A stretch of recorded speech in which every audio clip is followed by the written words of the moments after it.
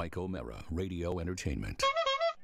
Hey everybody, this is Mike O'Mara reminding you to check out Amazon Prime Instant Video. The white banner is on our website and it gives you instant movies and TV shows. Amazon Prime Instant Video. Click on the white banner at MikeO'MaraShow.com and you can start your free trial right now. And now, on with the show. Available on demand every day in iTunes and the Google Play Store and around the world on MikeO'MaraShow.com. What more can we do for you? It's the Mike O'Mara Show. We are going to wear a different hat for a while. We're going to dispense with the yucks just at the beginning of the show today. We talked about an article that caught my eye in the Huffington Post, an article by an author, Johann Hari, who has written a book about the war on drugs called Chasing the Scream, the First and Last Days of the War on Drugs. And the thing that I loved about this, number one, I rail against journalism in the United States, and I talk about how superficial it's gotten, how we don't dig deep. This is a gentleman that spent years researching his subject, the war on drugs, and the article was entitled "The Likely Cause of Addiction Has Been Discovered, and It's Not What You Think." And I was incredibly surprised by it. I thought it was beautifully written, and we got a chance to speak with the author. We've got him right now all the way in London, England. Johann Hari is our guest right now. Johann, thanks so much for being on the show. Oh, hey, Mike. Thanks for having me, and thanks for the nice things you said. I really appreciate that.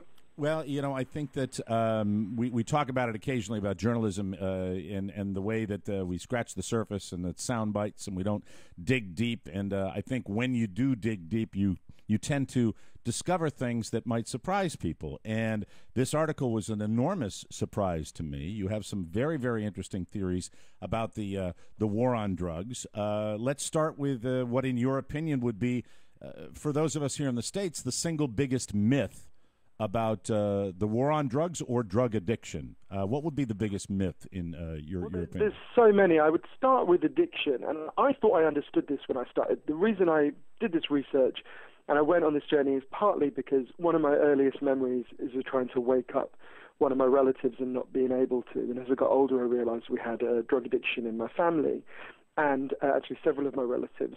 And I kind of realized we were coming up to, it's now exactly 100 years since drugs were first banned. And I kind of realized there were just loads of really basic questions that the culture had never told me the answer to, like, why did we go to war against drug users and drug addicts 100 years ago? Why do we carry on when it doesn't seem to be working? Are there alternatives that actually would help turn addicts' lives around? And what really causes drug use and drug addiction? And I think the thing that most amazed me, I ended up going on this 30,000-mile journey across a lot of different countries and meeting a lot of different people. The thing that really amazed me is almost everything we think we know about this subject is wrong. Drugs aren't what we think they are.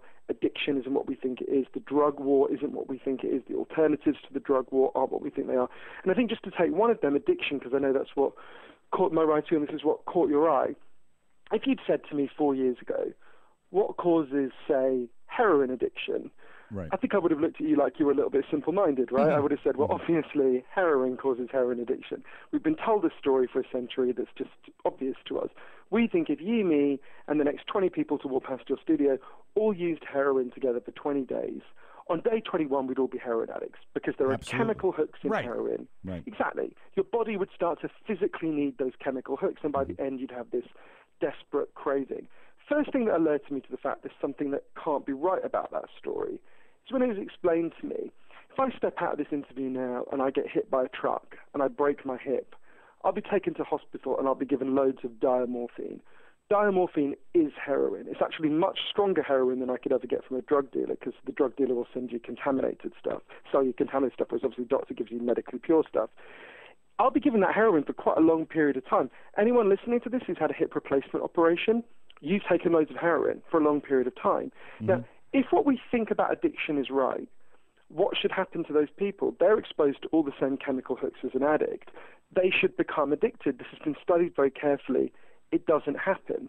And when I learned that, that didn't make any sense to me. It just seems instinctively wrong based on everything I've ever been told. And I only really began to understand it when I went to Vancouver and interviewed an extraordinary professor there called Bruce Alexander. He's a professor of psychology who did a really important experiment. He explained to me the idea of addiction we have in our heads, the one that we were just talking about, comes partly from a series of experiments that were done earlier in the 20th century. They're really simple experiments. Your listeners could try them at home tonight if they feel a little bit sadistic. You get a rat, and you put it in a cage, and you give it 2 water bottles. One is just water, the other is water laced with either heroin or cocaine.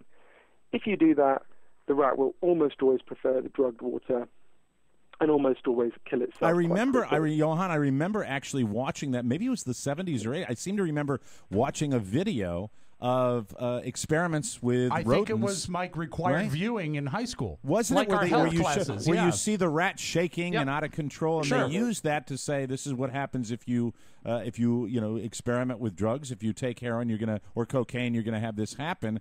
And then you, in your book, you actually you mentioned a couple of different rat experiments, right? Well, it's very interesting. That was actually the thing you're thinking of. You can watch it on YouTube if you put in Partnership for Drug-Free America rat advert, right? There you go. This is a really famous rat advert. Yeah. And but in the 70s, Bruce Alexander came along and looked at that experiment, and he noticed something. He said, hang on a minute, we're putting the rat in an empty cage, and it's got nothing to do except use these drugs. So he decided to tweak the experiment. What he did is he built a cage that he called Rat Park, which is basically like paradise for rats. They've got loads of cheese, they've got loads of tunnels, they've got loads of coloured balls. Crucially, they've got loads of friends, they can have loads of sex, and they've got, just like in the previous experiment, they've got both the water bottles, the normal water and the drugged water. But this is the fascinating thing. In Rat Park, they don't like the drugged water. They all try it because they don't know what it is. And when they try it, they just don't like it. They almost never use it. None of them ever use it compulsively. None of them ever overdose. Now, there's loads of implications to that, but one of the things that Bruce Alexander began to think, what if addiction is not about the chemical hooks? What if it's about your cage? What if it's about your bond? Human beings have an innate need to bond and connect with each other. And when we're happy and healthy, we'll bond and connect. We'll bond and connect with each other, with other human beings. But if you can't do that because you're beaten down or traumatized or isolated and cut off, you're going to bond with something that gives you some sense of relief and keep returning to it. That might be vodka. That might be pornography. It might be gambling. It might be cocaine. But you will bond and connect with something. And I think Oscar, my coworker, is smiling at me right now because you happen to mention a couple, Johann, that I'm quite fond of myself. What about I food? won't ask which of those four it was. The vodka and gambling might be up there for me. Oh, okay. Yeah, because we don't have a ton of time. I want to get to some of the high points here because I think you did a great job. I was going to ask you about the rat experiment. Can you give some examples of places where changes have resulted in positive results, where I guess decriminalization, where they've treated and you have to treat these addicts a little differently than we previously thought as far as warehousing them in a prison. Am I right about that? Yeah, in Arizona, I went out with a group of women who were forced to go out on a chain gang wearing T-shirts saying I was a drug addict and forced to dig graves while members of the public could jeer at them. Once you understand that isolation and suffering are big causes of addiction, you realize that not only is that not effective, it's counterproductive. Those women's addictions are going to get worse. I went to a place that does the exact opposite. In the year 2000, Portugal had one of the worst drug problems in Europe. 1% of the population was addicted to heroin. And every year they did the American way more, imprisoned more people, arrested more people, and every year the problem got worse.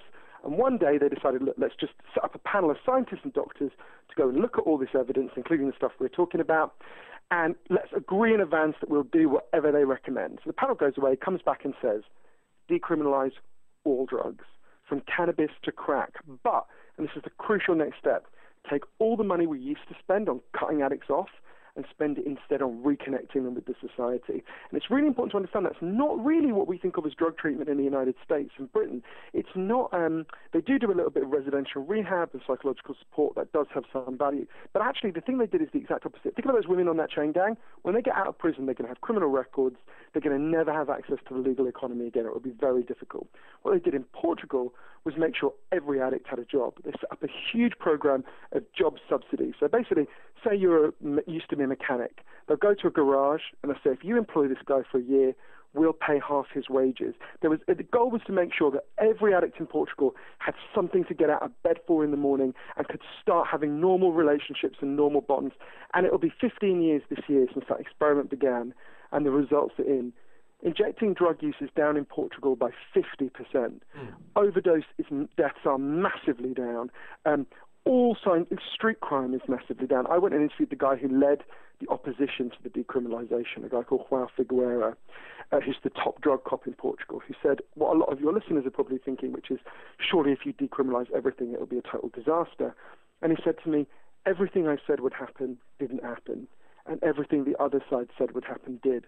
And he talked about how he felt ashamed that he'd spent 20 years fighting a drug war that he now saw was totally counterproductive, and that there was an alternative based on love and compassion that really does work. Johann, and I appreciate your time. This is Oscar here. And when we initially talked about this article, Mike and I were on two sides of the conversation, on opposite sides. And I thought initially that I would disagree with you, but I agree with what you're saying right now. What do you say? And there are people out there that are fortunate enough in our listening audience and in my personal life that have gone to these really, really, really sophisticated rehab facilities that are offering what you say is probably the overall solution, where you get support, you get love, you get acceptance, and they really walk you through these places. And a lot of these places are very expensive. Sure. And why, if that is the case, why is the propensity for these people that have come out of these I guess higher tier rehab facilities to still relapse? Because it's a disease, and it's not, I don't think it's as easy as just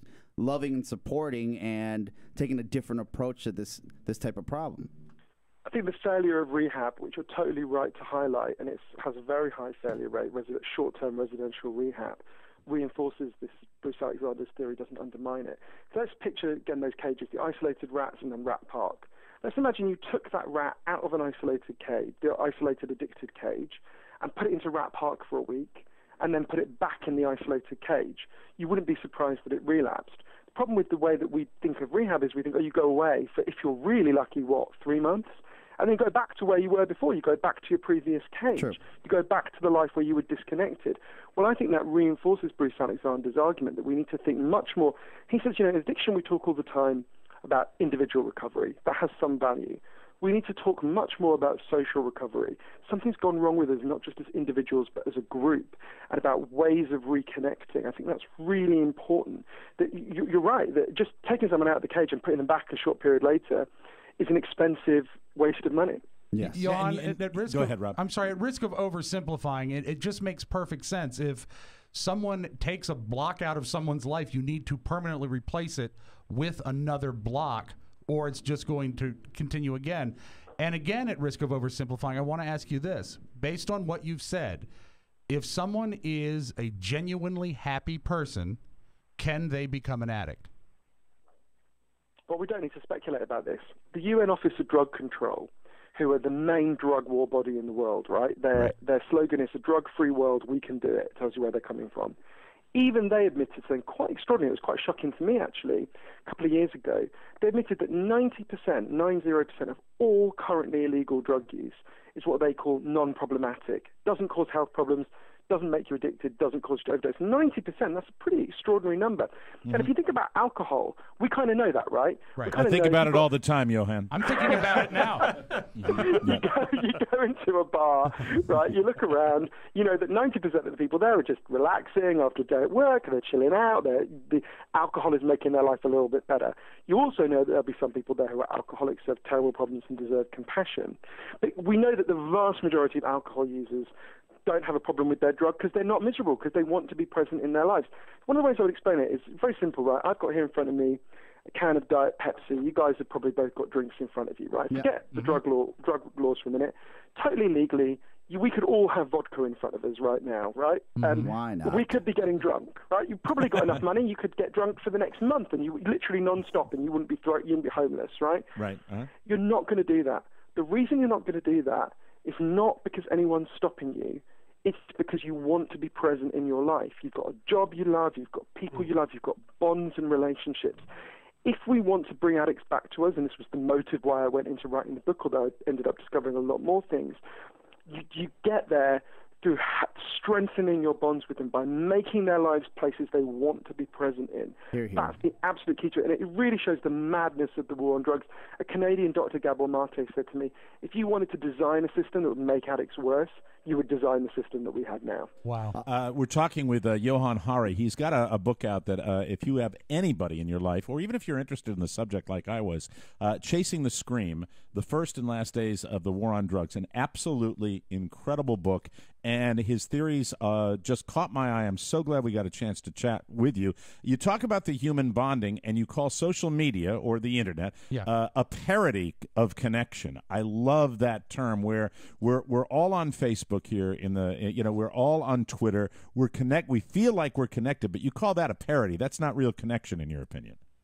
Yeah, if you ever have a crisis in your life, you'll notice it won't be like your Facebook friends who come and sit with you. It won't be your Twitter followers. It'll be like people you've actually had long face-to-face relationships with. There's this really interesting study that looked at the average number of close friends an American can call on in a crisis has been declining steadily since the 1950s, while the average amount of floor space in their homes has been steadily increasing. And I think that's a kind of metaphor for the choice we've made as a culture, right?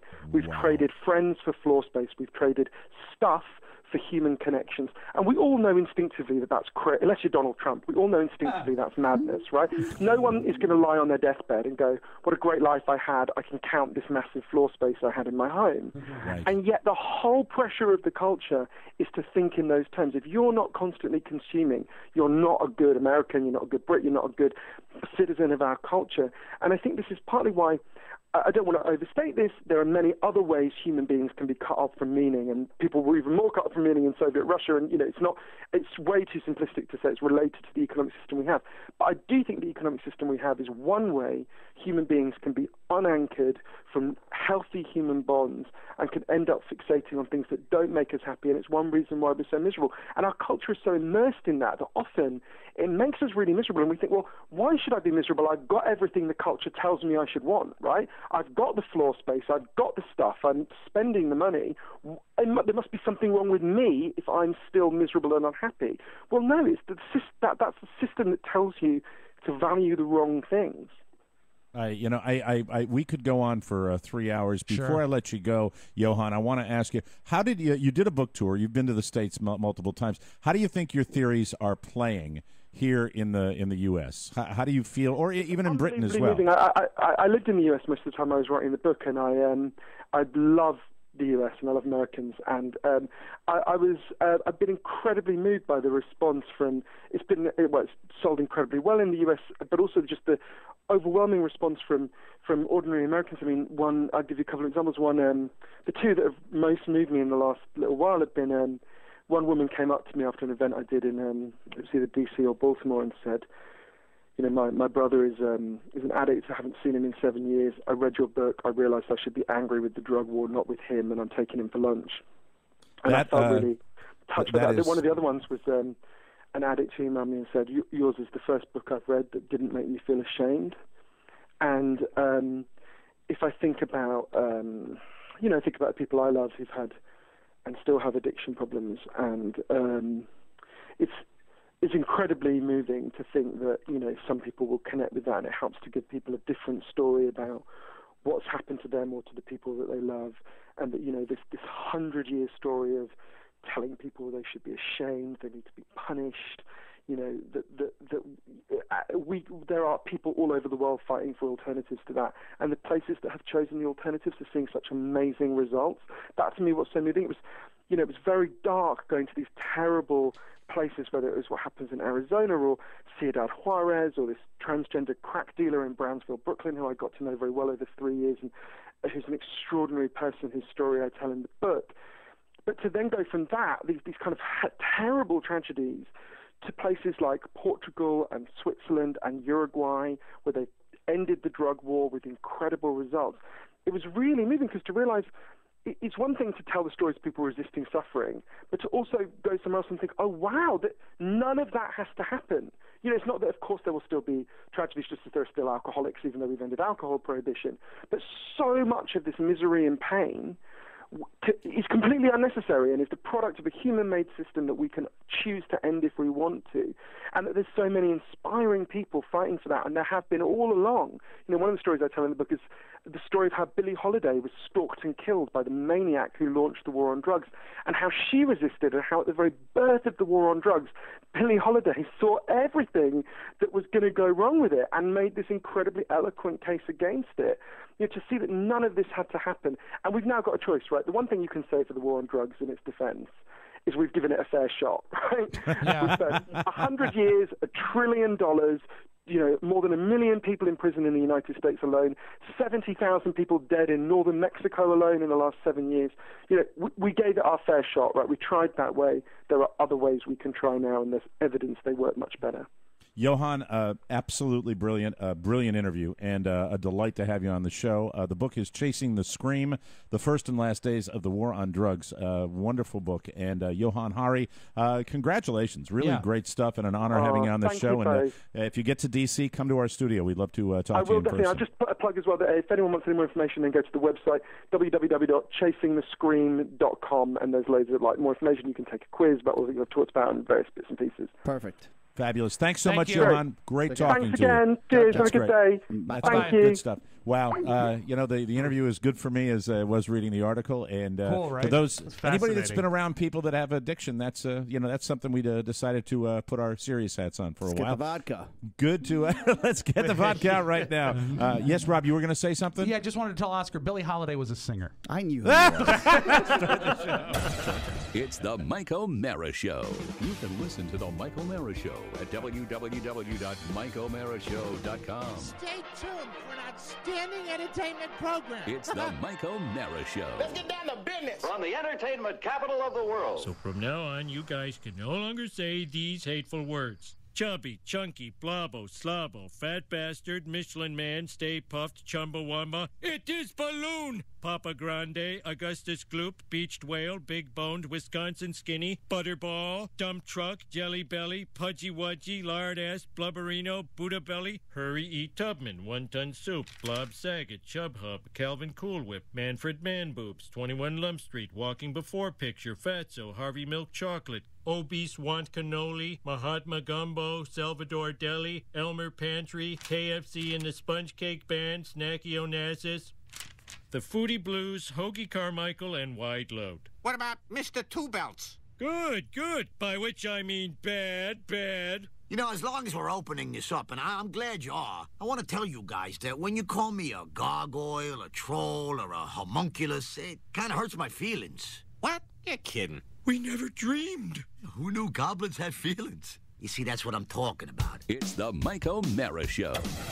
Mike O'Mara, Rob Spiewak, Oscar Santana. And now, from his office chair, here's Mike.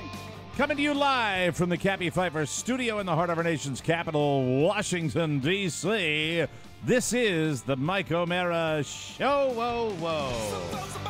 On the air and online worldwide, the Mike O'Mara Show is a daily radio show and podcast with the greatest listeners on the planet because they get it. And if you're here, you do too. Our show today is brought to you by Graze.com. We love Graze.com. You're going to love it too. I really want you to check out Graze.com because this is healthy snacking and it is delicious snacking. Graze.com can show you the healthy side of snacking and you can try it for free if you use the code TMOS. Healthy snacking is not easy to do. Graze.com is a snack service. Not only do they deliver tasty and nutritious snacks right to your home or office, but the snacks are perfectly proportioned packs that are perfect for when you're on the go, and they're healthy. Yes. You can stay healthy and eat these snacks. 100 unique snack creations. There's always something new and different to try. How about campfire s'mores made with chocolate, salted almond buttons, vanilla cookies, drops, and marshmallows. Nice. Vanilla cookie drops and marshmallows, only 130. Now, it's written here vanilla cookies drops. Vanilla cookie drops. I'm sorry. Vanilla cookie drops. Singular. Thank you. I've got a strawberry chocolate cheesecake, and it is fabulous. 120 calories. It just came yesterday. It's absolutely awesome. The cool thing about this, when we're talking about Graze.com, is that we are saying, we're talking about strawberry and chocolate, and at the same time, we're mentioning calories that are in the 100s. Yeah. Every delivery is a personalized, healthy snack box, customized to your taste preferences. Yum, yum, yum. Plus, each snack in your box is approved by Graze.com's nutritionist, and it contains no GMOs, no artificial flavors, and no trans fats. You can feel good about what you're snacking on. I want you to go to Graze.com. That's GRAZE.com right now and get a free trial box that includes 4 of the snacks we were talking about. They're top-rated and most delicious snacks. And remember to use our special code TMOS. Do it this weekend. You'll help the show, and you will help Graze.com make you a healthier snacker. Graze.com and the code TMOS for your free box of snacks. Do that today. Thank you for indulging me, fellas and listeners. We appreciate that. Fascinating, I talked about it on the show. Talk. Really great guy. And you know what? It's always fascinating to me when you can put stuff in a historical perspective, and he draws great parallels. I am no great marijuana enthusiast, but when you draw the parallels between that and the Prohibition, it just seems to make perfect sense, and I don't know why it's not advancing faster. Because well, let's talk to the guy that wasn't sold on this before. He had an awful lot to say, and he concentrated it in a lot. I know you like to pick up these books once in a while. Yeah. I would recommend. I just started it, and I read the article, and then I started the book. Got the book 2 days ago. I just ordered it, Mike. It really is. I love when something's a totally different perspective, and that's everybody. Ultimately, there are people out there probably that have had a lot more experience with addicts than I have. But ultimately, people have to make their own decisions. But it's certainly the thing that resonated with me at the very, very end when he said, "We've certainly given it a real good shot." True enough. With the war on drugs, and then he mentions the murders down in Mexico, and I think about, if it could be less death and destruction and misery and all that, maybe it's worth a shot. What it really opened my eyes is, and I know we've addressed this question in the past and at length, and we've had answers before. Right. But, Mike, why are you so unhappy? You know what? That's a good question. It's my cage. Yeah, it's my cage. What if we put you in a room with a lot of rats? Do you think? Though. Do you think it would help? We could call it Mike. What do you call it? Rat Heaven? Yeah. That would be Mike Heaven. Rat Park. Mike Park. Well, my philosophy. Mike Park. Mike Park. It's a skate park at night. Mike Park. I'm in Mike Park. It's beautiful. No. It has IPAs, roulette great. wheels. It's Mike High Park. Would you like a really serious answer to that question? Sure. Because I think about. I ultimately, this is the way I really feel about it. I love going out and having a bunch of cocktails, but when I do, ultimately, it's just not as much fun the next day. And I like my cage. I like my job. I love my family. And when I do this, it makes me less happy, especially you guys were an eyewitness to that when it came to, doing some gambling there. And I think sometimes I always talked about this with my golf swing. The game comes very hard to me. It takes a lot of instruction, a lot of me watching video to figure out exactly how to work that swing. When I get it, it's great, but it takes me a long time. I think that's the same way in life. And I think at 56 years of age, I go on and I go on and I go on. And, Oscar, you talked about me. Hey, you're saying the same things you always said. But I know in my heart that ultimately these things that I do, a person I talked to, a professional person I talked to years ago, called it self-hypnosis. When I'm sitting in front of a slot machine and I'm just departing the world for a while and all of my pressures, I think that ultimately when I talk about my cage, I think my cage is similar to all of our cages. And I think when we talk about the cage that we live in, let me just finish this.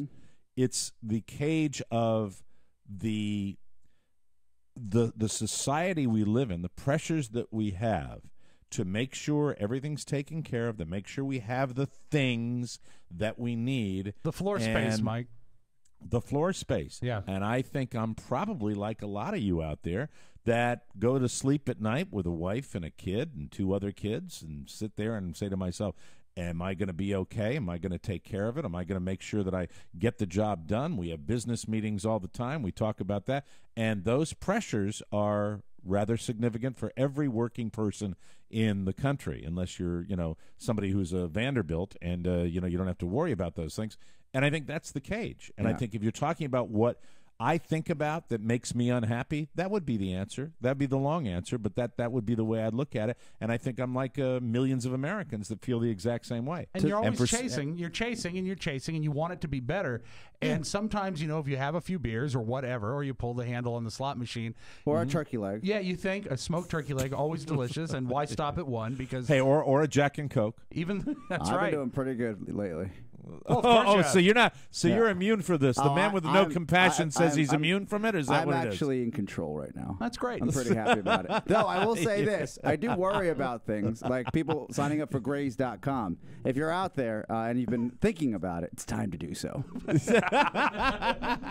But what Oscar's totally in control. So if you get that free Ambien, let me know where you get it. Okay, thank you very much. I haven't had it in 6 months? Solid 6 months. I have to check. You haven't. So wait a minute. Hold on. Are you records. saying that you are completely in control, and we are Right all now, a mess? Is that what it is? Yeah, I would say so. For my age, I'm pretty proud of where I am. I live in a shoebox apartment. I don't need to move. I should move. You're mentioning things. The first thing you mentioned there when you said you were in control, the very first thing you mentioned was your relationship. You were floor space. Literally, you actually talked about floor space. You actually just validated everything he just said. I brought it full circle. You mentioned. I didn't mean space. that. No, I meant happiness and in control. I was not talking about floor space.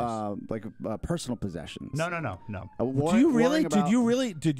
Do you really think that's what I was talking about? If you check the tape and you're talking about having a nice car, no. He never said nice car. What he was talking about was providing for his family. Now that is stuff. Yes. But stuff that is to make sure that they can continue living and being okay. Yeah, but those are the pressures that I think everybody has, right? That's what I said. Yeah, but in this area, and we've had conversations at length about it. In this area, it's that constant what I don't have. What should I have? What should I have? What should I have? Do I need a bigger place? Do I need a bigger house? Should I move to the suburbs? Do I need a bigger yard? Do I need a townhouse? Am I going to pay $800,000 for a townhouse? Right. And in my eyes, the one thing that's kept me kind of sane, thank God, is the fact that I still live in this crummy little condo and I'm not moving out anytime soon. Well, that is actually, you've just answered the question. And I think really when I downsized and I went down to Florida and I live, I don't live in a double wide, but I don't live in, an illustrious place. Right. And I was able to downsize. The fact is that I think we get obsessed with that, and maybe that's the cage that we're all living in to a certain extent. That's what I was talking about. And you also tend to build your own cage. But the thing I worry about when you talk about why aren't you more happy? How's that? Is that good chow? You're eating there? I'm enjoying Mike, don't be annoyed with me eating a grape while you're talking. I'm listening. What it is, Mike? It's the most professional move a broadcaster can make. Mike, yes, go ahead. That is a grape of control. He's don't fine. be jealous. What is he eating, Rob? Just out of curiosity. It looks like a fruit salad. I think he got it from Whole Foods because it cost $17. That's right. Because he's so in control. Solid CVS. Solid CVS fruit purchase. salad. Always classy. Yum. Well, it was great having that author on. We will get back to another major news story of the day. Whole Foods, what the F? We'll take a break. Come back with more on the Mike O'Mara Show. It's Tony and Gary. Hey there, boys and girls, ladies and gentlemen. I'm Tony Perkins. And I'm Gary Stein, live from the Chateau Marmont in Hollywood. Yes. Actually, Gary tells a great, amazing story about a celebrity encounter involving that hotel that you're really going to want to hear. It's don't oversell it. I'm not overselling it, but it's great. Maybe it's not that good. Perhaps more significantly, Gary reveals the most awkward kiss he's ever had. Oh, boy. Dangerous kiss. Be sure to subscribe to The Tony Perkins Show on iTunes. The Tony Perkins Show. The most awkward kiss. I'll just tell you something, Gary. I enjoyed it. But anyway. You know how to make a man feel better. That's right. Welcome back to the Mike O'Mara Show, brought to you by FanDuel.com. So, Mr. Big Shot. Hey. You've heard me talk about FanDuel all season long. What are you waiting for? You deserve more fantasy in your life. Hey. Yes. So get over to FanDuel.com and sign up now. FanDuel.com is the leader in one-day fantasy sports leagues with immediate cash payouts and entry fees that start at just $1. There is no season-long commitment. You can do it one night, take 4 nights off, then do it another night. Do it as much as you want or as little as you want. No upfront fees. You can pick a new team any day you want, play any day, anytime, all summer long. Come aboard and join the over 1 million fan duelers that have already won money playing fantasy sports on FanDuel. Don't wait until football is starting. You should get your fantasy fix now. Get in on the action tonight and go to FanDuel.com. Click on the microphone in the upper right-hand corner. Use our code TMOS and sign up now. Special offer for new users. For every $1 you deposit, FanDuel will match it up to $200 that gets earned as you play. That's a bonus of up to $200. The offer is only good for the first 50 people that use the code TMOS. Just remember to enter TMOS at FanDuel.com, where every day is a new season, and do it now. Big story breaking today. Yesterday, actually, was the story about Whole Foods. We've all called it. I've called it Whole Paychecks for as long as the store's been how about existence. a Whole Foods? Am I right, ladies? The New York Daily News reports that New York City's Department of Consumer Affairs has opened a probe into a laundry list of pricing violations going back to at least 2010, mainly dealing with mislabeling prepackaged food products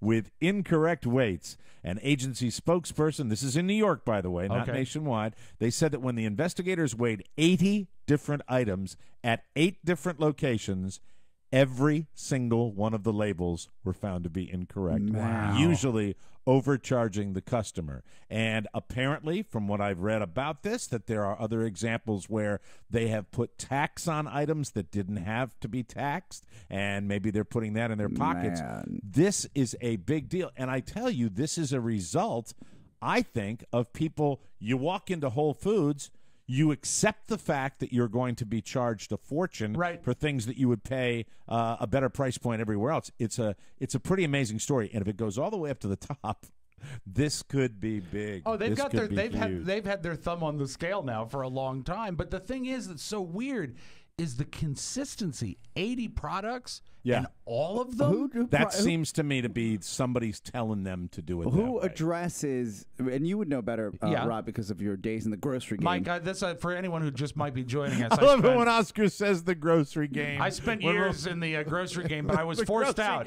Mike, I was forced out by Big Grocery. And when the business got ugly and they said, you know what, it isn't, Spiewak knows too much. He's out of here. I thought you were Big Grocery, though. And Safeway, Big Grocery, even back Mike, when I was the biggest grocery. Biggest grocery. Who dictates and who is labeling the items that need to be weighed? Well, it goes by department. Okay. I mean, like if you buy meat, the meat is weighed and then it is labeled by that way. Produce, you weigh yourself by the on the big Toledo scale, which says, Mike, not legal for trade, only estimation. And then it will be. That's great insight. I love that. And then it will be officially weighed when you go through the line. And there's little things that lazy checkers will probably do. Do you know what a tare weight is? No, what's a tare weight? A tare weight, T-A-R-E. The tare weight is they allow for the weight of the plastic bag when they calibrate the scale. So if you put, tomatoes in a bag, I mean, the bag is almost inconsequential, but they allow for it. So you're only paying for tomatoes. What's interesting about what you say is that tells you the level of precision we're talking about, which means that they did this with 80 items. They knew exactly what they're doing. As a matter of fact, when I was at Safeway, I'm sure it's more advanced now, you would do one tare allowance if something was weighed without a bag. There was a separate tare allowance for each size box that you would get at the salad bar. Like, the big box and the little box, they know how much they weigh. So you allow for that. Yes. And when I was in Little Vegetable, not Big Grocery, I did a vegetable stand when I was young, like 10 or 11. Right. And we got hit by weights and measures. Even roadside vegetable stands would get hit for making sure their scales were calibrated and stuff like that. So this is a big deal. Oh, it's huge. This is a really big deal. And the thing about it is Whole Foods in New York hit with more than 800 violations. In a statement, the company rep said, denied the charges and said Whole Foods was vigorously defending ourselves. Around this time last year, Whole Foods was forced to shell out $800,000 to the municipal governments of Santa Monica, Los Angeles, and San Diego for similar violations in its California stores. And I mention that because if this investigation goes up the food chain So to speak. If you've got the, if this goes up, you would have. It just would seem to me you've got them on the West Coast, got them on the East Coast. Yeah. You just don't have to coincidence that there are a bunch of unscrupulous dicks working in managing these particular stores. This goes higher than that. No, this follow the money. This smells like corporate. Because absolutely smells like corporate. It absolutely does. Wouldn't it? Oh, geez. I would say this. It's a leap to say it's corporate, just in my eyes, simply because if it's a lot of miles between those stores, though. I would say that you could have a manager, regional manager, right? Yes. That has benchmarks he needs to meet, dollar-wise. That's true. That's true. Absolutely. So it would make more sense for the regional manager to go to his managers and say, "This is what we're going to do to hit these benchmarks." But the benchmarks are set perhaps by corporate. Yes. I would think there may be a cultural situation within the company where the pressure is so significant, high. And that's just amazing. And the thing, it's such a great environment for if you're shopping at to cite something from the show, The Middle. If you shop at the Frugal Hoosier, you're going to notice if the fruit salad is a quarter more than it was last week.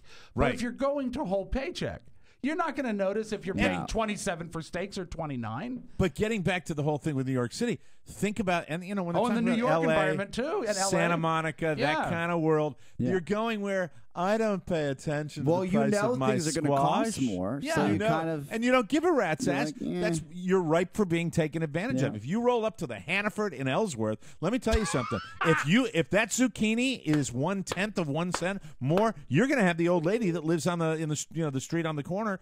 She's going to go up there and bitch about it. That's going to happen. They said one item costs $4.85 more than its correct price.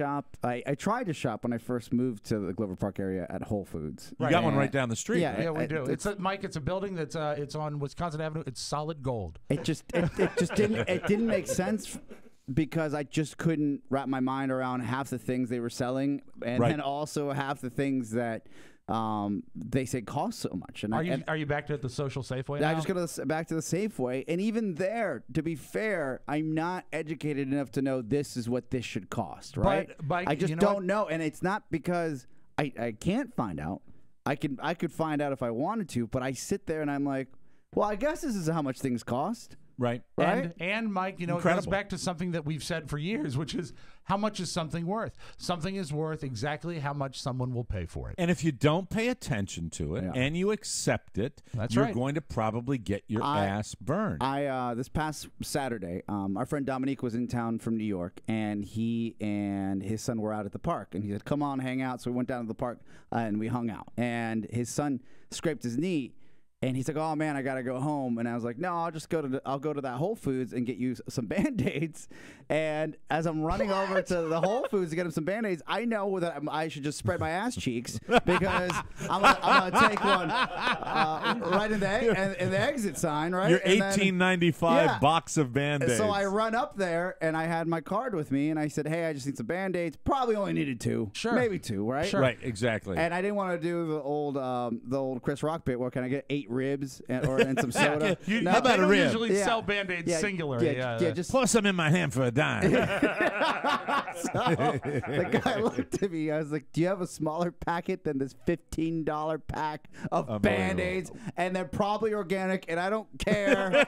What it was, Mike, they were made of beautiful 280-count Egyptian muslin. And I remember running back, and I said, "I just bought us lunch. Here's some Band-Aids.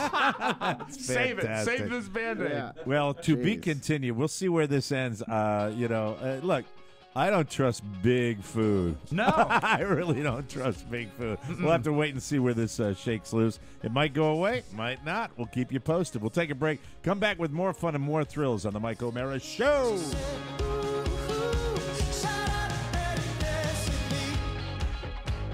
Welcome back to the Mike O'Mara Show. I love talking about prices because we can tell you about a company that does you right with prices. Harry's. Buying new razors, you hate it. We know you hate it. It's never top of mind. Luckily, you don't have to try to use that last blade one more time or rush out to the drugstore, and your prices are going to please you thanks to Harry's.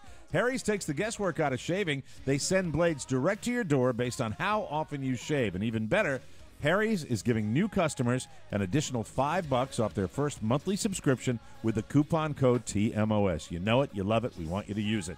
The Harry Shave Plan ships high-quality razors straight to your door for as little as $3 a month, and deliveries are customized to your shaving routine, so you never run out of blades. You're always ready, and you never have to pay those ridiculous drugstore prices. Plus, if you suddenly want to grow a beard, it's all good. You can modify or cancel your plan at any time. Harry's has such confidence in their German-engineered blades that there is a 100% satisfaction guarantee, and your first shave plan order includes a free handle. Righteous, dude.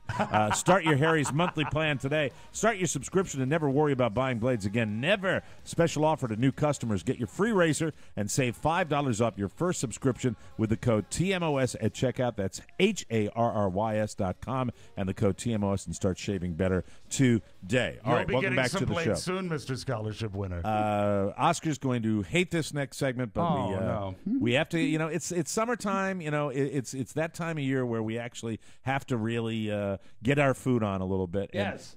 And I'm not eating as much of it. And by the way, Carla made me pancakes this morning, and she made them without any flour. She made them with banana. These super ultra low fat. So there's no grain or anything in it? There's nothing in it. It's egg and banana. That's what's in there, and they were amazing. You know what I'll do? I'll post the recipe up on the website for those of you that want to do that. It's a shame we couldn't watch you cook them, Mr. Herzog. Yes. I'll do it today, a little cooking segment we have on the show. The Minnesota State Fair. One thing I know about Midwestern people, they like to get their eat on. We found that out when we went out to Iowa. The August 27th through Labor Day is the Minnesota State Fair. Because, Mike, it is summertime.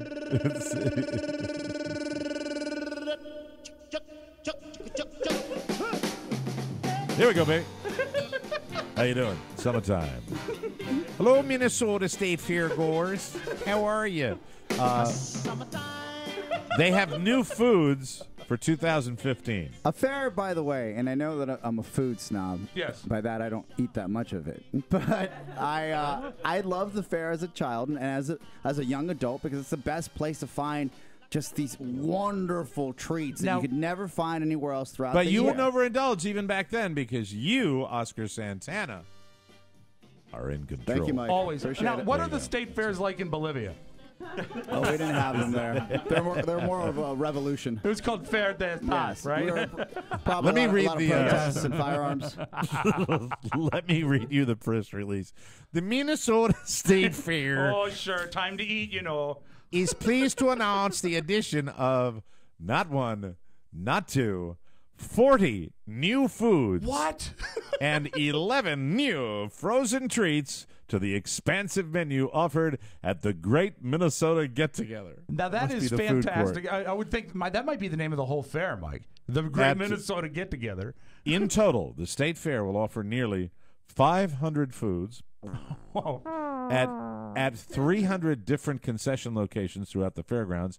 The following is a list of the new foods, and, let's see how many we can get through, shall we? It's always really shocked and delighted me that they pair these kind of foods we're about to hear about with thrill rides. Yeah, absolutely. It seems like a bad coupling. Mandatory vomiting. Exactly. I think that's what it really is. Exactly. Okay, the buffaloed bones, they're ribs. That's no big deal. St. Louis style spare ribs, that doesn't do anything for me. The burger dog. Now I'm encouraged. This is cool. I saw this on the news. It looks phenomenal. It sounds like a cartoon character. Okay, here it is. The burger dog is a ground blend, and Rob, you're going to have to provide the fart sound effects. Okay, I can do that. I'm in my computer on this. I can do it. A ground blend of hamburger, hot dog, bacon, cheese, and a splash of jalapeno. Yes, sir. On a hot dog. Don't do it with your mouth. It's at, if you're going to the fair, it's at Gas Station Grill. Oh, yeah, I bet Thank you very much. Located on the southeast corner of the food building off Cooper Street. Nice. So you can I'm not going to get into put it into ways. I'm not going to get into the butter chicken samosas. That we all know what samosas are, right? I mean, what are samosas? Right? Samosas are pastries filled with chicken. You know what a samosa is. Doesn't your mom make samosas? Oh, she brought a suitcase of them with her when she emigrated. No, I thought your mom made samosas. No, that's an Indian food. Yeah. I'm Bolivian. All brown people aren't the same. There's a difference. Wait a minute. Are they? Oh, they are Indian. Oh, I'm so sorry. Boy, Mike, how racially insensitive. You know, he was so upset he almost lost control. I almost did. Almost. Pastries filled with chicken in a tomato curry sauce and served with a side of green chutney. Oh, the green chutney is what will get you every time. Your mom makes them. All right, cannoli, that's Your mom makes them. Chilled bread pudding, I'm not interested. Cowboy bites. Sweet corn kernels, bacon, jalapenos, and cream cheese blended into bite-sized balls. Thank you. Yum. Cowboy Dave's Chuck and Moo. Oh, wait, I'm sorry. Whoa. Cowboy Dave's Cluck and Moo. Now we're talking. That is smashed potatoes, roast beef, and grilled chicken covered with beef gravy, crispy onions, and mustard barbecue sauce. Oh, my God, and you're eating this in the heat outside? Yeah, it's at the Blue Barn, Rob, if you want to go to the fair. Hey, Mike, it's at the Blue Barn. Oh, here we are. Wait, hold on. Yeah. This I would try this. All right. I would try it. Ladies and gentlemen, I have my first food that is really intriguing. Yeah. Deep fried ribs. Oh, I'm in. Hello. I'm so in. That sounds smoked baby back ribs. Breaded and fried and served with barbecue sauce. Oh, it's nice that the sauce is on the side, so that way it doesn't burn when it's deep fried, Mike. That's a Ballpark Cafe, located on the east side of Underwood Street. Thank you. Boy, you know, it's amazing. Food undergoes amazing transformations when it's deep fried, Mike. Take an Oreo, for example. Have you boys ever gotten a chance to meet Grandma Deb? Grandma Deb? No, I'm not. You haven't met Grandma Deb? No. She's wonderful, and she's putting a salad in the fair. Oh, that'll be nice to balance things out. Isn't it nice to have something that's healthy? It's Grandma Deb's Snicker Bar salad. What the hell? Thank you. Pony, dive into this. This is Grandma Deb's Snicker Bar salad, chopped Snickers bars, and Granny Smith apples tossed in vanilla pudding. How the hell can you call this a salad? Sounds good to me. It does sound good to me. Tossed in vanilla pudding with whipped cream and drizzled with caramel sauce. Oh, Mike, it's also known by its other name, diabetic sludge. She calls it a salad. It's not really That's a salad, don't you know? Yes, sir. You can get that. Maybe it's a salad like a chicken salad. Maybe it makes a good sandwich. Yum, yum. And, of course, drizzle anything with caramel sauce. That's at the Blue Barn. The Blue Barn, of course it is. Where maybe they have some fruit.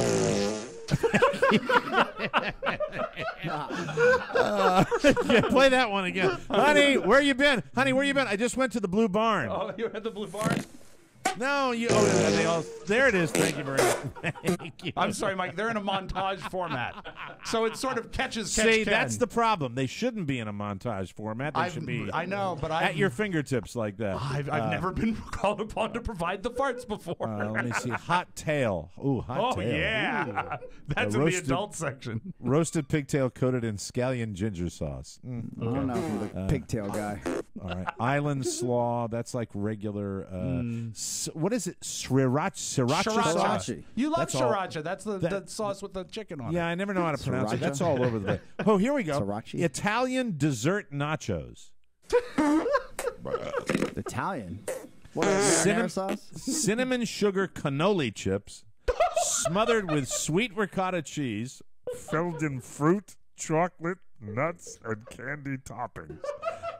That's at the pizza shop. Of course it is, because Mike is genuine Italian food. That's at the pizza shop located in the food building on the south side. Hey, do they have any fruit fritters? Oh, this is gross. I'm sorry, this looks gross. I'm not a kimchi person. Do you guys like kimchi? I love it. I do. I'm not a big fan. Wait a minute, Pony, you like kimchi? Oh, hell yeah. I'm a Korean food guy, big time. I like it also too. an anime. I like it. That's right. Maybe you would like this. It's kimchi and curry, and it's in quotation marks. Kimchi and curry poutine. It's braised pork and potatoes smothered with curry gravy and cheddar cheese, then topped with kimchi and a poached egg. And then get the diarrhea train on the tracks, because that's going to happen later. You might not remember, but Pony is such a kimchi aficionado that he will seek out restaurants that are far away to go get the right kimchi. Yeah. It's fermented cabbage, it's right? rotten Pony? cabbage, yeah. Fermented. It's not rotten. Yeah, it smells. You don't go into a restaurant and say, something smells fermented in here. You don't get bourbon and ask for rotten corn juice. I mean, I do. I do every time. Yeah, hey, here's something for my people. Now all this Korean talk makes me long for the Irish. Limerick sticks. Limerick sticks? Limerick sticks. Mike? I'm going to the Minnesota Fair, I swear to God. Can you please describe for us the Limerick stick? It's a blend of pimento cheese and cayenne pepper coated in a cornmeal mix, deep-fried and served with custom dipping sauce. Those are cheese sticks, right? There once They're was a man named Reese who was clinically over obese. Limerick sticks are basically cheese sticks with pimento cheese and pepper. Because, Mike, when you think the Irish, you think pimento cheese. Oh, here we go. Here we go. This is something you can take on the rides with you. Oh, good. Mac and cheese cupcake. Mac and cheese. Mac and cheese nestled in a breadcrumb crust, then sprinkled with breadcrumbs and frosted with a dollop of cheese whiz. That doesn't sound too bad. That sounds great. You know, one of my favorite things is, if you can ever find it in a restaurant, is fried macaroni and cheese. Oh, yeah. Oh, it's so good. And Mike, good for you. You've got the Bangor State Fair coming up on July 31st. It would be the main state fair in Bangor, I guess, because Bangor hasn't seceded from the Union yet, have they? They call it Bangor State Fair, though. Do they? That's what they call it. Wow. Yeah. I'm on the site right now. It's something you could go to. Do you think they'll have any of these marvelous Minnesota treats there, though? They have your typical 1992 website with the slider that slides all the pictures of everything that's going along. And I want to say at least 54%, and I'm saying that because I've only seen 10 of them yet, and half of them have been food pictures. So you're good to go. People go to the fair I hope Aunt Deb makes the trip over to Maine and brings I found something healthy. A salad named Sue, S-O-O. Salad named Sue. Cubed watermelon, basil, mint, arugula, and almonds mixed with a chili honey lime sauce. That might be about as pretty good. And it's named after actor Jack Sue, Mike, from Jack Barney Sue. Miller. How you doing, Barney? Jack Sue. Yes, sir. Do you know what I played my kid yesterday on YouTube? What? Don Ho singing Tiny Bubbles. Why did you do riveted. this? Because I don't know. Because I think I still had alcohol coursing through my No, veins. that can't be right. How was the reaction? He loves music. He's totally into music, and I love. Michael, come over here. Want to play you something really wonderful? Here's the song stylings of Don Ho from the Hawaiian Islands. Thank you. And then he went up to Mommy and said his first sentence, "Make it stop." All right, let me see. I'm going through steak pizziola, sriracha dog. What's a steak pizziola? Steak a pizziola, cuts of Italian steak, sautéed in au jus and served on a seasoned Kaiser bun with caramelized onions, melted cheese, and marinara sauce. Yum, yum, yum. You can find that, Oscar, at Spaghetti. You can find that at Spaghetti Eddie's, located on the east side of Cooper Street. And Mike, south of Dan Patch Avenue. I was so glad that Johann Hari joined us today last minute when Spaghetti Eddie canceled. That's right. Because we had him booked. How is this a great show or what? You have an incredible journalist on talking about the serious business of the war on drugs, and then we're sitting here talking about Spaghetti Eddie's on the east side of Cooper Street, south of Dan Patch Avenue. Sounds to me like Cooper Street's the place to go if you want a bite to eat. All right, hold on. Tachos. Rob Spiewak. Yes. Tachos are tater tots smothered in cheddar cheese with seasoned sour cream, bacon bits, and green onions, gluten-free at the Boulevard Grill. That sounds so good. I wonder how they season the sour cream. It's delicious. Now, we only had a couple of dessert items. Would you like to hear the frozen treats? Please. Sure. Here we go. Barbecue pickle ice cream. I don't like savory ice creams. Vanilla ice cream infused with there are a lot of people in the country who probably don't even know savory. Yeah. They don't even know, what's that mean? Not sweet? Vanilla ice cream infused with a light barbecue sauce. Oh. And diced pickles. That's at R&R Ice Cream. Yeah. All right, we've got the butter. You know what cream a great coffee savory ice cream is that place you like so bad in Bar Harbor. They have that lobster ice cream that they're very famous for. Could you clarify savory for the people that savory aren't? is like the opposite of sweet. Okay. Like if you were to if you were to go to a restaurant that served crepes, there would be sweet crepes like crepe Suzette, and then savory crepes that might have like a cheese or an asparagus in them. Okay. All right? Does that make sense? Salted. So this looks not really like ice yummy. cream, basically. Not your typical ice cream. No, ice cream is typically sweet. Okay. This is something where I'd go off into the corner and I wouldn't even allow my family to have a bite of this. Salted caramel puff malts and sundaes. Vanilla ice cream topped with caramel sauce and finished with salty, crunchy puff corn. Now that is worth a flight. That's worth flying there for. Pretty good. And don't forget, when you're at the Minnesota State Fair, check out State Fart. Check out Sarah's Tipsy Pies. Serving made from scratch hand pies with local ingredients, beers, and liquors. Okay, so Mike, do you think they do a lot of stuff up there from scratch? If you know what I mean? Oh, absolutely. Yeah, I think so. Yeah, and the doo-wop dip, strawberry ice cream with real strawberries in a croissant, dipped in chocolate and drizzled with white chocolate. Thank you very much. Oh, bring it. That's the doo-wop dip. So get yourself out to the fabulous Minnesota State Fair, and I'll be out there as well. Yeah, coming the end of the summer. Should be a lot of fun. They're already talking about their food, and it's not even July 4th yet. Boy, God love it. We'll take a break, come back with more of the Michael Mara Show. I don't know what's gonna happen to you, babe. Hey, if you guys would love to see us, Rob and Joe, perform stand-up comedy, we have a great deal for you. That's right. Go to the Rob and Joe Show webpage, robandjoeshow.com. Click on the microphone in the upper right-hand corner. And type in the promo code Mermelstein. We'll see you soon. robandjoeshow.com, the TMOS app, and, of course, subscribe on iTunes. For more information, visit us at morebroadcasting.com. Welcome back to the Mike O'Mara Show, brought to you by Sleep Number. How many couples do you know that agree on everything? How about zero, zed, bagel, nada, niente? There is one thing that Carla and I always agree on, our Sleep Number bed. You see, Sleep Number created a bed that allows couples to choose their individual comfort on each side of the bed, and that's and it also, I should point this out. Yeah. When I'm using my Sleep Number bed with Carla in it, I tend to toss and turn a bit, and so does she.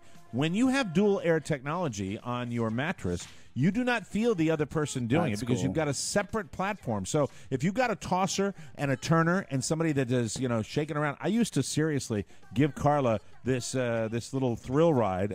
Well, that doesn't sound good. But, I mean, she would bounce up and down on the bed when I would be tossing and turning, and it doesn't happen with a Sleep Number bed because you've got your own dual air technology that adjusts your side, and it doesn't happen on that bed. That's so cool. Anybody that has a spouse that's complaining about the fact that, hey, you're bouncing me all over the place. No, the fact is, with Sleep Number beds, that doesn't happen. They were named Best Bed for Couples by a leading consumer magazine, and only Sleep Number beds have the dual air technology to allow you to adjust the support that your body needs. My Sleep Number setting is an 85. Carla's is a 65. Come in right now during the lowest prices of the season and save $400 on the final closeout of a Queen or King Sleep Number C4 mattress set. No better sleep. Find your Sleep Number setting today at any of the 450 Sleep Number stores nationwide. You can find one near you by calling 800-511-0061. And don't forget, tug your earlobe. Sorry, trying to read that quickly. Elbow would be fun. Elbow's good. Tug your earlobe and tell them that Mike O'Mara sent you. Thank you. Hold on just a second. There we are. Let me do that again. Tell them Mike O'Mara sent you. We're running short on time. I'm going to do it one more time. All right. Oh, might be a really good idea to plug it in. Thank you very much, Mike. Yeah, very good. There. Thank you very much. Now play it. Thank you. Oh, there we go. There we go. God. Who's hiding? God almighty. Kim Kardashian was sleeping in her hotel room in France when she was awakened. Now it says awoken in the story. That's not correct. No, it's awakened. I don't think awokened is ever appropriate. I don't think that's a word. Well, it's awoken without the awoken feels weird to say. Yeah. Right? She was awakened. Awakened. She was awakened by a drunk, naked woman pounding on her door. Whoa. Yeah, she was. That's quite a fancy. It was 4 a.m, and apparently the woman thought it was her room. Kim says, quote, She was knocking.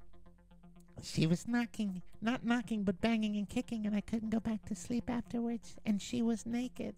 I smell a total rat. Yeah, and it's going to be on I smell a total rat. And they're going to have to blur her out, and I'm going to watch. Crap. Yeah, it's crap, right? I mean, you don't have. They're you don't between have like seasons on Keeping Up, right? Yeah, but they're probably filming. Every season when they come back, they show what they've been doing. Sure, what they've done. This is constructed, yeah, and they do it in a foreign country, so it can't really be vetted. So she screamed profanities at her and told her to put some clothes on and get off my door, but she kept using her Amex card as the key. She's on the other side of a door. If she's on the other side of a door, how would you know what she was using? Even if you're looking through the peephole, you wouldn't be able to see what she was doing. Because, Mike, they set up cameras outside when they knew the lady was coming, and she watched the videotape. It's got to be security. I think it's BS. Someone like that doesn't just stay in like a hotel room with no security. Oh, here we go. Kim ended up having to call security. She says she even took video, but decided not to post it. Ah, Kim. Kim was in France for the Cannes Lions International Festival, the Cannes Lions nice International. The Lions International Festivity of Creativity, the Festival of Creativity, or whatever. Oh, Mike, she should be there. She's very creative. It's an industry Absolutely. trade show that basically you're pushing your wares and goods entertainment-wise. Oh, okay. So Twitter's there. How do you know Google's there. Yeah, I know why you know that, because you're in control. That's right. He's like Bobby- Janet Jackson, right? Bobby Christina Brown has been moved to hospice care, and it sounds like her Oh. family's preparing for the worst. Her aunt, Pat Houston, issued a statement saying, quote, despite the great medical care at numerous facilities, Bobby Christina Brown's condition has continued to deteriorate. As of today, she has been moved into hospice. We thank everyone for their support and prayer. She's in God's hands now, so that does not sound good. Her father, Bobby Brown, would have also been in on this decision since he and Pat are co-guardians. Bobby Christina has been hospitalized since she was found face down and unresponsive in a bathtub at her home in the Atlanta area on January 31st. So Nothing that's sadder sad. than hospice care. It's just the sucks. most depressing thing. Since I was knee-high to a grasshopper, I've always believed there's no problem in the universe that can't be solved by the name Cooter. Thank God for Cooter. Ben Jones. Isolate that. Ben Jones played Cooter. He's right in our backyard Yeah. in the D.C. area on the Dukes of Hazzard. God, does this guy ever go away? That's what I want to know. Is he played still Cooter. is he still in office? Yeah, he'd like you to know, Rob, that the Confederate flag is a symbol of, quote, heritage, not hate, and pride, not prejudice. Moron. Okay, I'll bite. In a long Facebook post, he said, quote, our beloved symbol is now being attacked in a wave of political correctness that is unprecedented in our nation of free speech and free expression. Activists and politicians are vilifying Southern culture and our heritage as being bigoted and racist. No, we're vilifying the Confederate flag as a symbol of that. We know that that's not the case, and we know that in Hazard County there was never any racism. Well, Hazard County's a fictitious it's television I show, don't you think that dumbass. Boss Hogg liked black people. Oh, here we go. Cooter has a financial stake in the flag. Oh, no. He owns 3 Dukes of Hazzard-themed stores in Tennessee and Virginia. If he got rid of all the Confederate flag imagery, he'd probably be reduced to selling Boss Hogg bobbleheads. Do you know how many dummies out there think that this flag is not going to be available to them anywhere? Yeah, the sales are off. The sales are off the charts. Yeah, you know who did this? Big Confederate flag. I sat there and I said, I read an article 2 days ago where I said, these people are just, they're rushing out to buy the flag. And I said, they didn't stop making it. One flag maker stopped making them. That doesn't mean someone else isn't going to make them. Right. Like they're going to be around for as long as people are buying them, and people will unfortunately always buy them. Yeah. Well, I think that it's the same way when they talk about gun legislation or a tragedy happens. People go out and buy a lot of guns because they think they're going to be legislated away. Shocked that people are so scared that this flag is going to go away forever. Let me paint something for you with a really broad stroke. The people that the flag is really important to might not really grasp the big picture. It might be beyond them. And so they might be making a connection that doesn't exist. They had one guy on the news that said that he has spent $10,000 on flags because when they're gone, he can sell them for a markup, right, for a profit. And then Mike, he will use all of that profit to buy a big bottle of Shine. And the reporter said, "You realize that they're still going to be making this flag?" And he looked like somebody hit him with a pan in the face. Yep. He just sat there. He's like, "No, but I heard." He goes, that's one flag maker. And only a handful of stores are going to stop selling them. People are still going to make them. No, that's not what they said at the rally. He sheepishly walked off camera. That's all it was. Yeah, you have a major retailer. Let's use Walmart as an example. Sure. And you have probably symbols around southern states. It's going to come down, probably. Yeah. I hope so. And then, you'll still be able to get it in the United States You can of still America. get Nazi memorabilia at gun shows. That's right. You can still buy that. And that's what I love about gun shows. Yes, fantastic. That's my favorite good stuff. If you've been watching Family Feud, you know that it isn't crazy to suggest that Steve Harvey may be the show's best host. Yeah. We've talked about that This before. is true. I was mentioning that just the other day, and now it's starting to show in the ratings. Nielsen's numbers for syndicated shows for the week of June 8th have just been released, and for the first time ever, Family Feud is #1, surpassing both Wheel and Jeopardy. Isn't that amazing? That is massive. Wheel and Jeopardy have owned it for like 15 years. He also beat out Judge Judy. Family Feud is up 33% from where it was last year. So congratulations to Steve Harvey for that. It is the perfect vehicle. He's a very lucky guy. I wonder that he's taken advantage of that incredible opportunity. I wonder if it has anything to do with the primetime insertion of the Celebrity Family Feud, because that's like a promo for it. No, it has something to do with an amazing presence on social media. They have more viral videos from Family Feud than anything else. Job, it's fantastic. The English language is evolving, but not in a cool way like humans evolved opposable thumbs and powerful genitalia. English seems to be evolving for the worse. The Oxford English Dictionary just announced some new additions which more or less legitimize them as real English words. Check them out here. Auto-tune. That is now one of the new... that's an official word now. Official That's words. fair. If you want the dictionary definition, to alter or correct the pitch of a musical or vocal performance using an auto-tune device, software, etc. Do they hyphenate it, or is it one word? One word, auto-tune. Wow, okay, very good. Faux shizzle. No way. It's about time. They put it there. In the language of rap and hip-hop, this means for sure. For shizzle. My dizzle? Am I going to go to the Minnesota State Fair? Faux shizzle. Hey, do you know why Snoop Dogg carries an umbrella? Faux drizzle. We don't ever do that again. That was painful. By the way, we submitted one word, and I'm so glad they accepted it. Good. Half-ass. To perform, here's the dictionary definition, to perform an action or task poorly or incompetently, to do something in a half-hearted manner. We wrote the book on that at the Mike O'Mara Show. That reminds me, Half-ass. they've asked. I have to submit my picture. Got to get that off to them. Another one, hot mess. We've used that one too. Something or someone in extreme confusion or disorder. He's a hot mess. And I don't know if this is going to get bleep, Pony. I don't like to do this to you on this day, but masshole. That is a term of contempt for a native or inhabitant of the state of Massachusetts. Heard a lot of that. Hey, you know what? Ago. Standards and practices say it's okay. Yeah, as long as you don't go and repeat it. The other two are sext. We all know what sexting Sure. is. Sext, if you send a sext, or stanky. Stanky made it in there. Not okay. Having a strong, unusually unpleasant smell. Very good. Dear. And now, ladies and gentlemen, a little something, something. 65-year-old Anthony Dunton of Ackworth, Georgia, was arrested on Saturday for putting weed killer into a coworker's water bottle at least 4 times. Not okay. Sometimes. The first time he did it, the guy noticed that his water tasted weird and it was foaming. Hey, my water tastes like atrazine.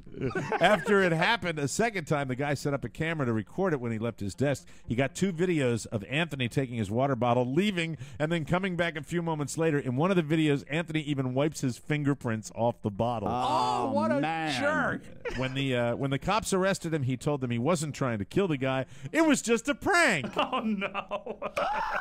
The guy said, quote, just to mess with him. Yeah, it's a good prank. Good prank. Fortunately, the guy that he was doing this to was not seriously injured, but he did wind up in the hospital with some kidney pain. And he can no longer grow a beard. We'll take a break, come back with the Audio Vault with Rob Spiewak right here on the Mike O'Mara Show. This week on the Mike O'Mara Bonus Show. What they did is systematically took away any ability to be spontaneous, to think about whether or not you say it. And just took off his shirt. He sure did. I'm very clean. Hey, Wow. does your golden necklace ever get tangled in that hair? No. It's not golden. It's silverish. Oh, okay. Oh, Well, my it God. I think it's plays as- platinum. Of course it is. Mine. Well, no. You, Rob. The Mike O'Mara Bonus Show. Because 5 hours a week just ain't enough. Always available at MikeO'MaraShow.com. Yep, that's the promo. Shocker. Welcome back to the Mike O'Mara Show. Hey, you know what's great stuff? We all love our stuff. Rob Spiewak, where's the best place to get stuff? Amazon.com through our website or app. I use Pony it Boy. all the time. Pony Boy, where do you get all your stuff? I get it from Amazon, Mike, and I go to Amazon through the tab at the top of our page or in the app. Hey, Noel, where do you get all your stuff? Scream it real loud. Amazon. Amazon, very good. Hey, new intern that we haven't met yet, but we're going to meet on tomorrow's show. Where do you get your stuff? the Amazon TMOS page. Oh, there you go. That's Nice good. and That's good. fluid. Wow, we four love words you Amazon. got on today.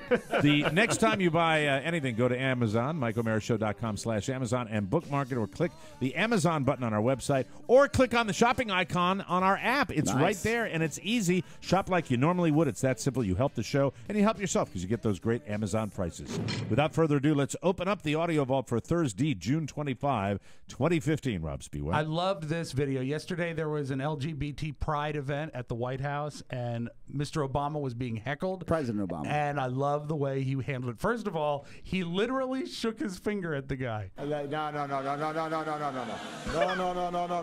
It was a lady, Rob. Oh, forgive me. And I should have known that her name is Genesette Guterres. And then give her some publicity. Very good. And then he dressed her down. This was great. Yeah, hold on a second. Listen, you're in my house. It's not respectful when you get invited to somebody. You're not going to get a good response from me by interrupting me like this. No, shame on you. You shouldn't be doing this. You can either stay and be quiet, or we'll have to take you out. All right. Can we have this person removed, please? As a general rule, I am just fine with a few hecklers. But not when I'm up in the house. You know what I mean? Because, you know, my attitude is if you're eating the hors d'oeuvres, you know what I'm saying? Yeah. Okay. You know, and drinking the booze. Can I just say, what the F is happening with the Secret Service Thank you. in the United States? I was going to pose the really, same what question. in the name of Jesus Christ is happening with this effed up organization that used to be one of the best and the brightest? What are they doing? Are they scratching their asses when this is going on? Like I'm stunned at one word, a peep should come out, and then that person and they should be extricated. That's it. Lady, come with us. Insane. And you know, he kept his cool. ridiculous. He is a cool man, and the fact that he had to say one more peep out of you and you're out of here, it should have never gotten to that point. You know what? I'm gonna say something that's really controversial right now. I'm beginning to think that when you're vetting these people, that you ought to do a little political check too. Because there's so many of these people. Yes, I do. Yeah, I've known these guys, and they line up. I think when Bush is in there, you ought to have Republicans on the Secret Service, and when Obama's in there, have the Democrats, because they have some skin in the game. I really believe that. It does make sense. It does. It's just I picture the guys maybe sitting there smirking, kind of looking. What are they doing? That's the White House. I could see where you're coming with this point. I really believe we probably wrong about it. I'm just mad. Yeah, I think it's good to be mad about it. Look, it's just a point of view. I would say we just had a good listener of the program that left the Secret Service, right? Mm-hmm. And he has moved away and he's out of state. When I asked him candidly, off the record, what the story is, he said that the organization is in flux and it has changed. Now, the fact that heckler at the White House is on stage, quote unquote, longer than somebody that's having a bad performance at the Apollo is not okay. It's not okay. It's not okay, and if anything, it just highlights the lack of buy-in from the new administration that's running the Secret Service. Mm-hmm. They have Absolutely. to buy in, regardless of political party, regardless of the actual culture there. They have to buy in, right? I agree. Yeah. It's just it's embarrassing for the entire country. It really is. It sucks. So fire them. All of them. When you, Mike, when you were a top 40 jockey, and you had a big prize like a Power Porsche. Was there anything worse than a winner without emotion? Oh, the worst. I mean, it would make me angrier than a heckler at the president's Jimmy, there was a great moment on the Tonight Show last night with Jimmy Fallon. He had Arnold on as a guest, and they were giving away tickets to the premiere of the new Terminator movie. And this guy just sounds so bored. They called him live. Hey, is Sam there? This is Sam. Hey, Sam, how are you? This is Jimmy Fallon from The Tonight Show. Hey, how are you?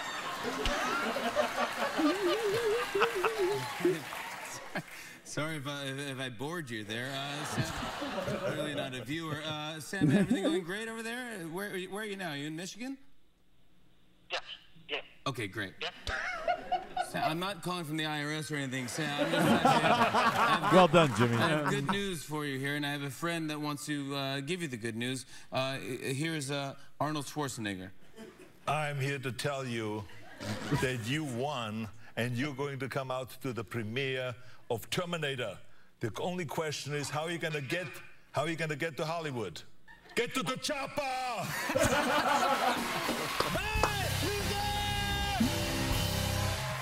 Sam, the winner! I just hung up on him.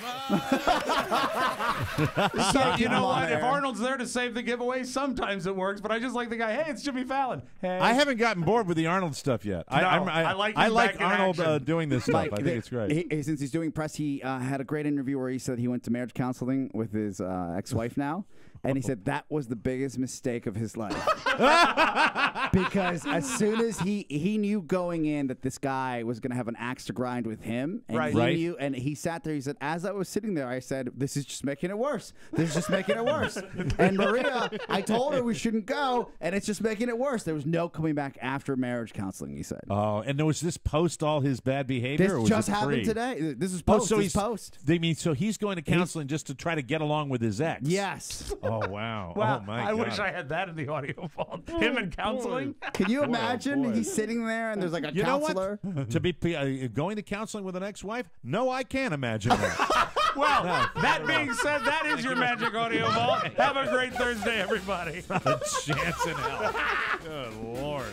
That's it. Another Mike O'Mara show has come and gone. How about that? Went out of my worst. Anyway, be sure and join us again for more fun and more thrills at MikeO'MaraShow.com. If you want to correspond with us, send anything you want. TMOS Box 2796, Leesburg, Virginia 20177. To get your message or birthday request into the Wednesday mailbag, email Rob with 2 B's at MikeO'MaraShow.com. Hey, listen, we got a brand new sponsor. They want your help, and we want you to help them. They're Graze.com, GRAZE.com. Check them out for us. You get a free box of snacks. You think you could help our show out by getting yourself a free box of snacks and make us look good with a new advertiser? You think you could do that? Can you find it in your heart to get a new box of snacks at Graze.com, for Christ's sake? Thank you. For Rob Spiewak and Oscar Santana, this is Mike O'Mara inviting you to join us again for another episode of the Mike O'Mara Show. Bye-bye, everybody. Bye-bye. Ciao, ciao. Hey, everybody, this is Mike O'Mara reminding you to check out Amazon Prime Instant Video. The white banner is on our website, and it gives you instant movies and TV shows. Amazon Prime Instant Video. Click on the white banner at MikeO'MaraShow.com, and you can start your free trial right now. And now you can shut off your computer. Mike O'Mara, Radio Entertainment.